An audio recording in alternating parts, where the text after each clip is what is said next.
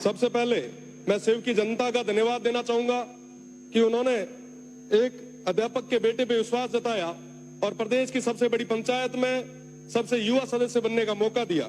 Save की देवतुल्य जनता का मैं धन्यवाद देता हूं। साथ ही साथ मैं वर्तमान सरकार को बहुत बहुत धन्यवाद देता हूं कि वो यूथ पॉलिसी ले आए। घुमंतुओं और अर्ध घुमंतुओं के लिए पट्टे की व्यवस्था आपने की, जैसा कि पहले मैंने निवेदन किया था, इस सदन में मांग उठाई थी, उस पर काम हुआ, मैं उसकी बधाई देता हूं। साथ ही साथ राइजिंग राजस्थान एक सफल आपका आयोजन रहा, मैं उसकी भी आपको खूब खूब बधाई देता हूं। साथ ही साथ राइजिंग राजस्थान में हम सभी को जाने का मौका मिला, उसके एमओयू के बारे में पढ़ने का मौका मिला। रोज अखबारों में बहुत बड़ी बड़ी बातें उसको लेके लिखी जाती थी। 35 लाख करोड़ के एमओयू हुए, बहुत बढ़िया है, होना चाहिए, स्टेट आगे बढ़ना चाहिए, विकास होना चाहिए, बहुत ज्यादा जरूरी। और जब उसके अंदर देखा कि 35 लाख करोड़ के एमओयूज में और क्या क्या है, तब पता चला कि साहब 28 लाख करोड़ तो हमारे अक्षय ऊर्जा के हैं। बहुत अच्छी चीज है, सब स्टेट में ऊर्जा तो होनी चाहिए। अगर आप वेस्टर्न राजस्थान से ऊर्जा उत्पादित कर रहे हो, ये तो वाकई बहुत बड़ी चीज है, मैं इसके लिए धन्यवाद देता हूं। पर साहब, इसकी कीमत कौन चुका रहा है?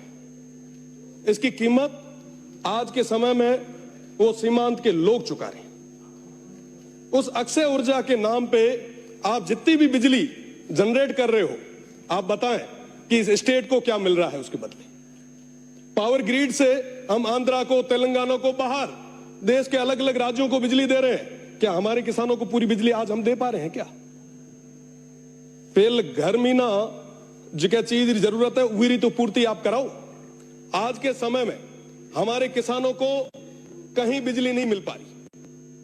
जो जमीन थोड़ी बहुत बची थी, ओरण और गोचर, उसको भी आपने पूरे तरीके से मल्टीनेशनल कंपनीज के चरणों में रख दिया।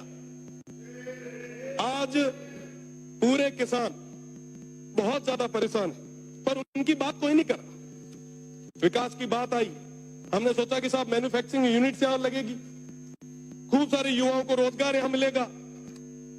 कई सारे लोगों ने तो कहा कि साहब विकास तो आपके वेस्टर्न राजस्थान में बरस जाएगा, आप देखो क्या होता है। वही सपने हमें दिखाए गए जो रिफाइनरी आई उस समय हमें दिखाए। हमें कहा गया साहब ये आने वाले समय में दुबई बनेगा, जैसे शेखों के पास में रॉयल्स रॉयस की गाड़ी है, वैसी आपके पास भी होगी। यहां पे अपार संभावना है। बदले में क्या हुआ? आज भी वो पश्चिमी राजस्थान, वो सीमांत के लोग वहीं खड़े। आज पुनः वैसे सपने उन भोले भाले लोगों को दिखाए जा रहे, उनको बताया जा रहा है कि साहब आपके यहां रेवेन्यू जनरेट होगा, विकास होगा। साहब सौर ऊर्जा का जो एक प्लांट लगता है ना, लगने के बाद में 2 गार्ड के अलावा तीसरा आदमी नहीं लगता वहां।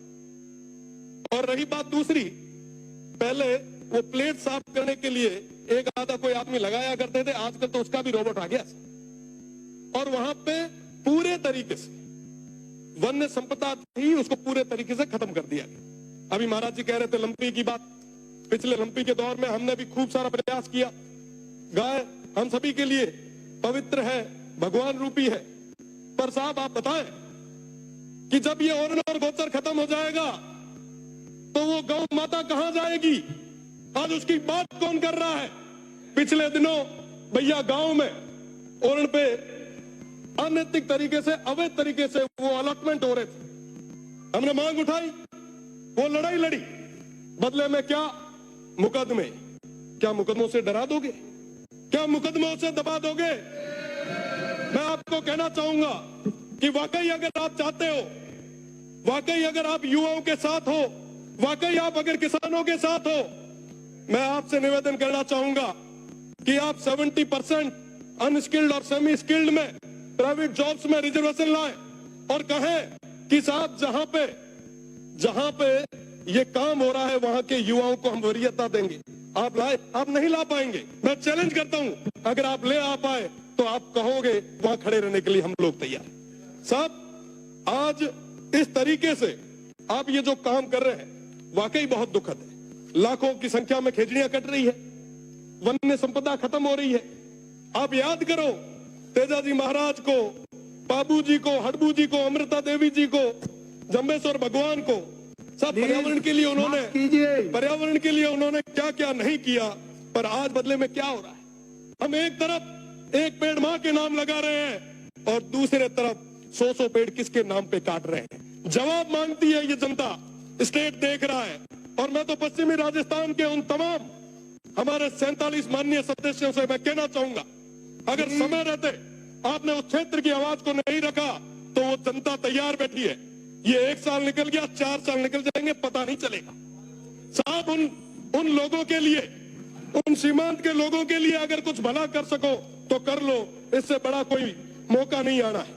आप जिस सौर ऊर्जा की बात कर रहे हो, आप जिस विंड की बात कर रहे हो, मैं बताना चाहूंगा वो विंड जहां लगता है आसपास के 500 मीटर उस परिधि में कोई भी इंसान और आने वाली पीढ़ी वो सुन नहीं पाएगी। ये स्थितियां उस क्षेत्र में पैदा होने वाली है। साथ बात करनी होगी। मैं तो निवेदन करूंगा सभापति जी से कि आप नहीं होगा। माननीय सभापति महोदय, हाँ?